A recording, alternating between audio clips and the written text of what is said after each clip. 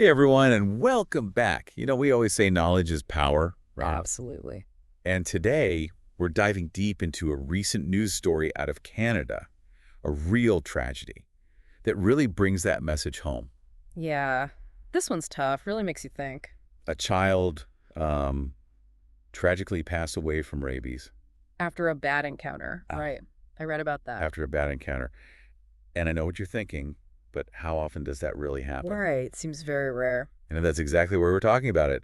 This case highlights a danger most of us don't even consider. It's like out of sight, out of mind, right? Right. We don't see it every day, so we don't think about it every day, but It's like that saying, it can't happen to me until, well, until it does. exactly. So let's unpack this case, get into it. The article mentioned this child had encountered a bat, but the parents, they didn't see any bite marks. So understandably, they didn't think much of it. And that's where understanding how rabies spreads, how it's transmitted, that's critical, especially here in North America. Because we have this very specific image in our minds. Right. We often picture what? Raccoons, dogs as the main carriers.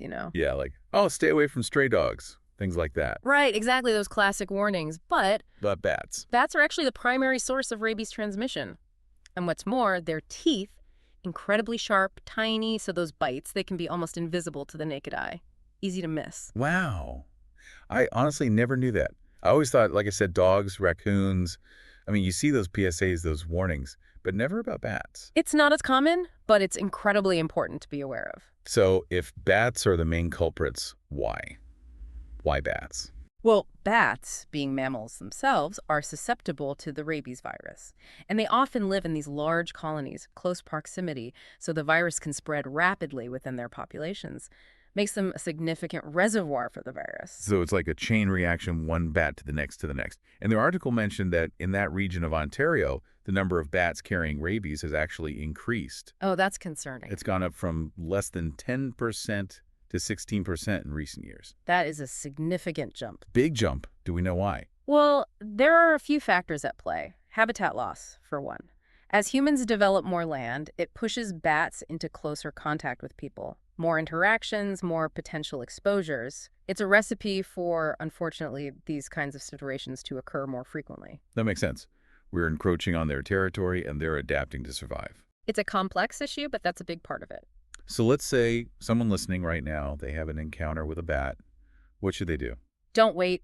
Seek immediate medical attention, even if, and I mean this, even if you're not sure if there was a bite, a scratch, anything. Just to be safe. Absolutely.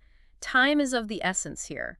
That timely vaccination after a potential exposure, that's key, absolutely crucial in preventing the virus from taking hold. It's about being proactive, not living in fear, right? Exactly. Knowledge is power.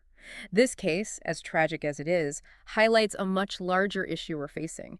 This increasing interconnectedness of humans and animals. It's not just about rabies. We're seeing a rise in zoonotic diseases, diseases that can spread from animals to humans. Right. And it's a reminder that we share this planet and our actions have consequences.